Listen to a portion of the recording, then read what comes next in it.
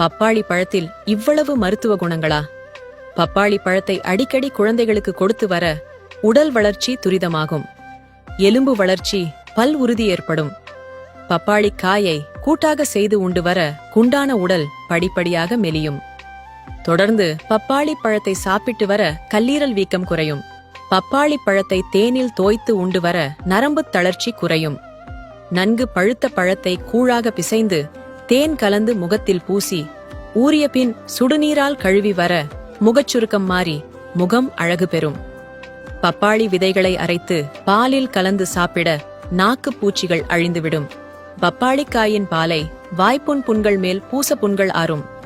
பப்பாளி பாலை பசும்பாலுடன் கலந்து சேற்று புண்கள் மேல் தடவி வர புண்கள் ஆறும். பப்பாளி பாலை குழந்தைகளின் தலையில் ஏற்படும் புண்களில் பூசி வர புண்கள் ஆறும். பப்பாளி இலைகளை அரைத்து கட்டி மேல் போட்டு வர கட்டி உடையும். பப்பாளி இலைகளை பிழிந்து எடுத்து வீக்கங்கள் மேல் பூசி வர வீக்கம் கரையும்.